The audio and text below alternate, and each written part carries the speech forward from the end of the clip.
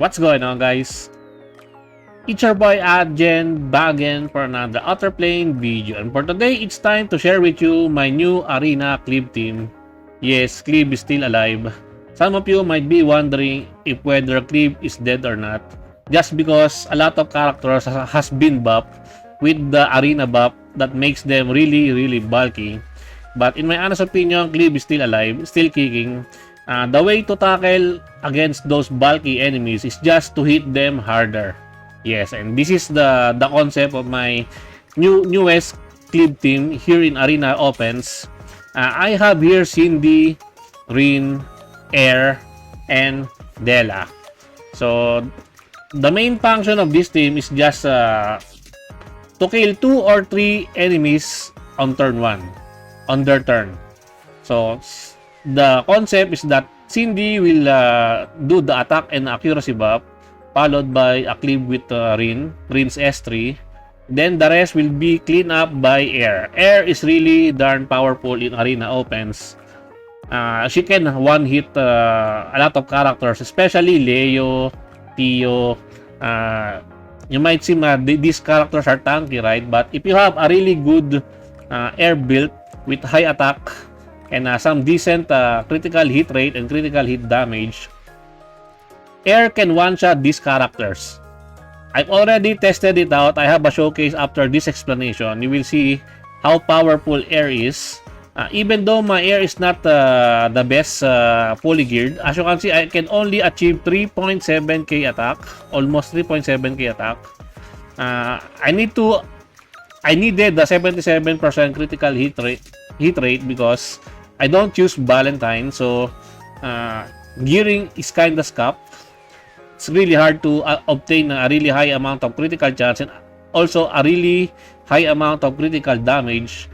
My critical damage is only at 206%, but this one are pretty good enough for cleaning up the enemy's team, because my Rin can already do some massive damage to the enemy, especially with Cindy's buff. This is my Cindy.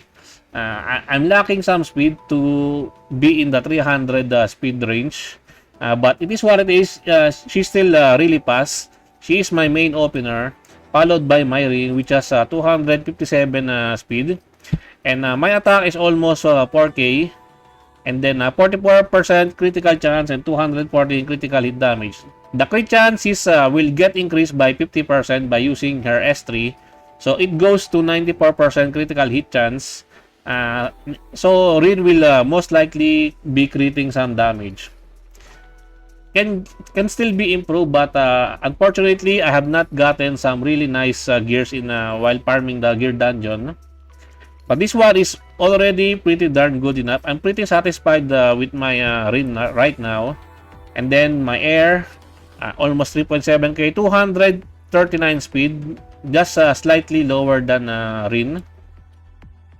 Speed RNG also some factors here, but even if my Air will overtake Rin, still with Cindy's buff, Air can one-shot the likes of Leo, the likes of Tio, maybe even Handbull. I have not seen a Handbull arena defense yet, so I cannot test Air's damage on Handbull, but again, Siren, she is also pretty darn good.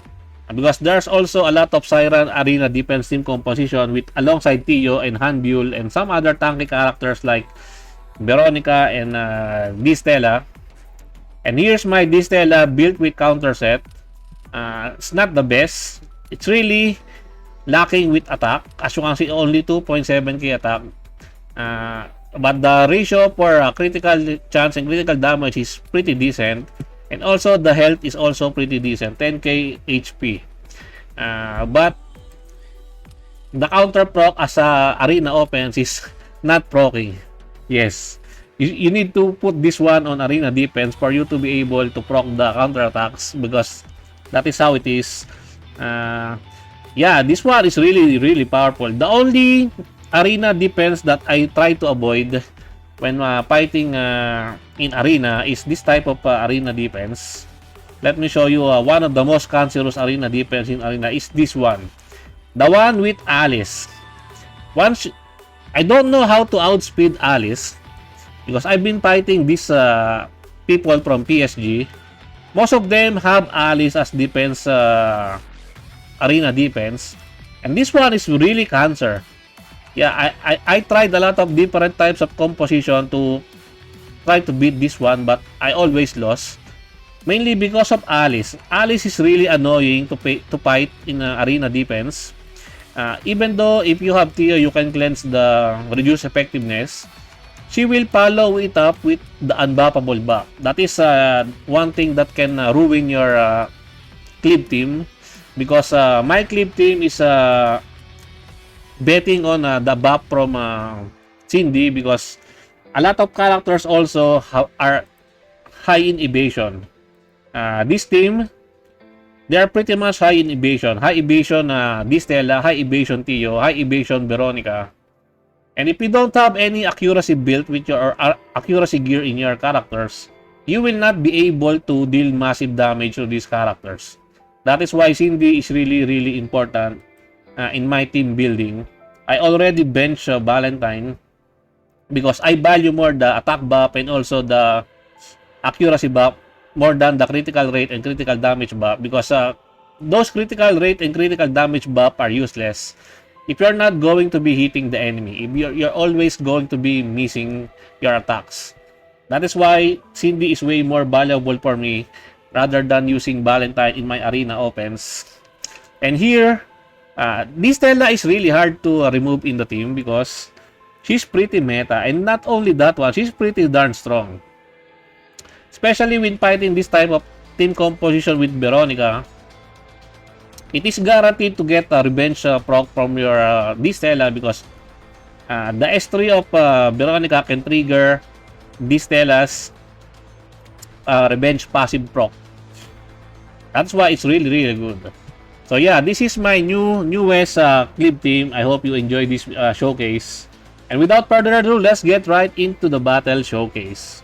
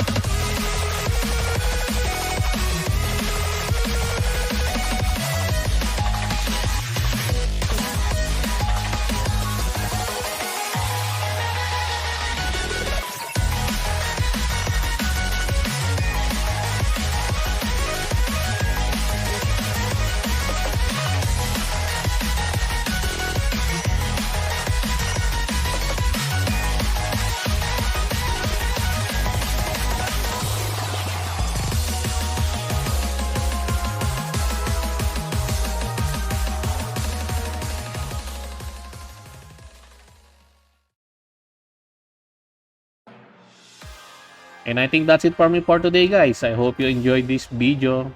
Please leave a like and subscribe. I would really appreciate it if you could help me grow my channel more.